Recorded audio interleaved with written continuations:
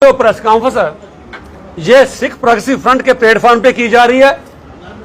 आज से ठीक कम से कम 4 महीने पहले जम्मू की लोकसभा की सीट की पोलिंग से 2 दिन पहले हमने एक प्रेस कॉन्फ्रेंस की थी और मौजूदा सरकार को यह कहा था कि आज हम अपनी कम्युनिटी को यह मना नहीं करेंगे कि किसी पार्टी को वोट दो या न दो, लेकिन मैं बीजेपी सरकार से, मौजूदा सरकार से यह जरूर कहना चाहूंगा कि अगली असेंबली इलेक्शन की code of conduct model code declare होने से पहले हमारी जो डिमांड्स हैं कम से कम उनको कंसीडर किया जाए, वरना फिर हमें मजबूर होकर अपनी कम्युनिटी को कहना पड़ेगा। यहां पर माननीय एलजी साहब का रूल हो गया और ये माना जाए कि पिछले 9.5 साल में बीजेपी का रूल रहा, डायरेक्ट रहा या इनडायरेक्ट रहा, उनका रूल रहा। 9.5 साल में हमारे जो मुद्दे थे बहुत बार जो आपके सामने रखे गए और काम बताना चाहूंगा। आखिर जो हमारे साथ ये नारा लगाया गया था कि सबका साथ, सबका विश्वास और सबका विकास, तो आज मैं पूछता हूं 9.5 साल का हिसाब, क्योंकि आ किया गया, चाहे वो कोई भी सरकार आई, मैं यही नहीं कहूंगा इसी सरकार ने किया, पहली सरकारों ने भी हमारे साथ स्टेप बदले ट्रीटमेंट किया। उसके ऊपर यह जो सरकार 9.5 साल से दिल्ली में भी थी इनकी और यहां भी थी, उसके बावजूद हमारे साथ ऐसा क्यों हुआ, उसको किसी अदीब का बड़ा एक शेर कोट करता हूं।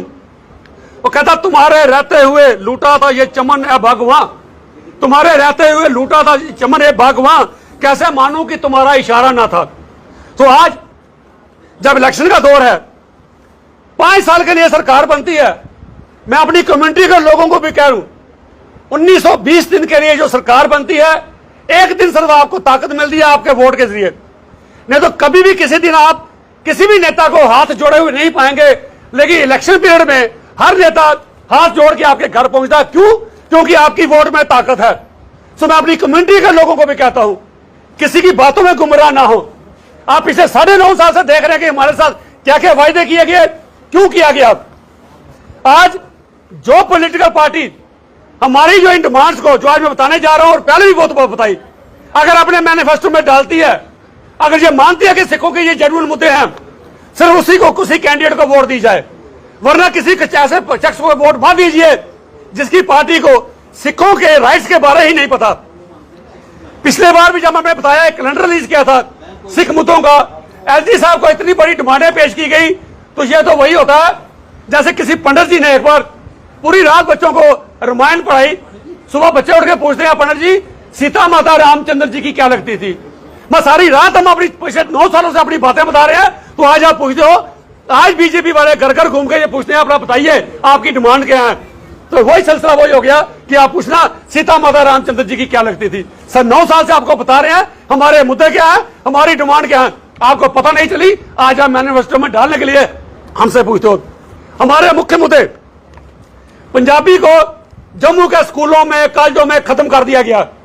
बिल्कुल पंजाबी हमारी डिमांड रहेगी, जो ये पार्टी कमिटमेंट करती है कि पंजाबी को प्राइमरी लेवल से लेकर हायर एजुकेशन तक रखेंगे, क्योंकि हायर भी आपने रखा, अगर बच्चा प्राइमरी स्कूल में पंजाबी नहीं पढ़ेगा तो कहां से बच्चा पढ़ के डायरेक्ट एमए करने के लिए कहां से आ जाएगा। आज हमारे 30-35 जो सैंक्शन स्ट्रेंथ है पंजाबी की, वो फिल नहीं की गई, उसको किया जाए। और मौजूदा सरकार ने 2020 में J&K UT official language bill में से हमारी पंजाबी को उसमें से बाहर निकाल दिया गया। कभी भी हम उस चीज को नहीं भूल सकते। जो पार्टी कमिटमेंट करेगी कि जेके यूटी ऑफिशियल लैंग्वेज बिल को पंजाबी डालेंगे, उसको वोट दो। और पॉलिटिकल रिजर्वेशन, जम्मू कश्मीर में डीलिमिटेशन की गई, डीलिमिटेशन के दौरान हमारी पहले ही वोट स्कैटर्ड थी, उसको और बाइफरकेट कर दिया गया।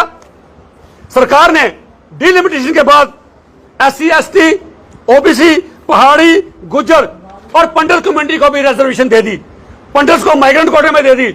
हमारी भी मांग है कि क्योंकि जिस कम्युनिटी के आदमी को असेंबली में रिप्रेजेंटेशन ना दी जाए, उस कम्युनिटी की डेवलपमेंट नहीं हो पाती। हमें भी रिलीजन बेस पे नहीं, हम जानते हैं कि आप ये सवाल करोगे कि रिलीजन बेस पे नहीं दी जाती, हमें भी माइग्रेंट कोटे में पॉलिटिकल रिजर्वेशन चाहिए कश्मीर से। और POJK के जो हमारी सीटें डिफ्रीज की गई 8, उसमें से हमारा कोटा चाहिए, ताकि हमारे ये एश्योर किया जाए कि हमें भी पॉलिटिकल रिजर्वेशन असेंबली में हमारा एक सिख जा सके। जो पार्टी कमिटमेंट करेगी उस शख्स को वोट दो। और जो SRO 425 कश्मीर का, जिसमें नॉन माइग्रेंट कश्मीर कोटे में से कश्मीरी बच्चों को वो रख दिया, सरकार जो कमिटमेंट करेगी कि सिख बच्चों को उसमें शामिल करेंगे, बहुत जल्दी उनके लिए वैकेंसी निकालेंगे, उस कैंडिडेट को वोट दो। कश्मीर के सिखों को 54,000 सिखों की जो फाइल हमारी पड़ी है, जम्मू के चेयरमैन ओबीसी के उन्हें रिकमेंड करके भेजी है कि उनको भी ओबीसी के दर्जे में डाला जाए, उस बात को सुना जाए और नेशनल माइनॉरिटी कमीशन एक्ट की एस्टेब्लिशमेंट की जाए। चेयरमैन नेशनल माइनॉरिटी कमीशन के लालपुरा साहब ने भी कितनी बार रियासती सरकार को लिखा, एलजी साहब को लिखा कि माइनॉरिटी कमीशन एक्ट जम्मू में लागू किया जाए ताकि सिखों को जो माइनॉरिटी के अंदर जो बेनिफिट मिलने वाले हैं वो मिले, लेकिन आज तक नहीं मिले। कल ही हमें एक बात वहां से आरएसपुरा से पता चली, वहां मेजॉरिटी जो सिख पॉकेट्स हैं आईबी बॉर्डर इंटरनेशनल बॉर्डर पे रहते हैं, उनको आज तक कोई भी इंटरनेशनल बॉर्डर की कैटेगरी में नहीं रखा गया, उनको वोट नहीं दी गई। तो मैं सब सिख भाइयों से अपील करता हूं कि आप भी बात कीजिए। आज का दिन इसलिए चुना गया क्योंकि आज सारी पार्टियां बैठी हैं, बीजेपी वाले बैठे हैं, पीडीपी वाले भी बैठे हैं, कांग्रेस वाले भी बैठे हैं और एनसी वाले भी बैठे हैं। सारी पार्टियां बैठ के सिर जोड़ के ये फैसला कर रही हैं कि क्या क्या चीज को मैनिफेस्टो में रखा जाए। इसलिए आज हमने ये टाइम चुना कि हमारे मैनिफेस्टो में अगर ये डिमांड जो पार्टी रखती है, कमिटमेंट करती है कि ये जस्टिफाइड डिमांड है सिखों की, अगर हमारी पार्टी बरसरे इक़्तिदार में आई तो हम इन चीजों को इंप्लीमेंट करेंगे। उस कैंडिडेट को वोट दीजिए, बाकी किसी के बहकावे मत रहिए। 9.5 साल अगर कोई कुछ नहीं कर पाया, आज बात को मैनिफेस्टो में डालकर कमेटी को गुमराह न किया जाए।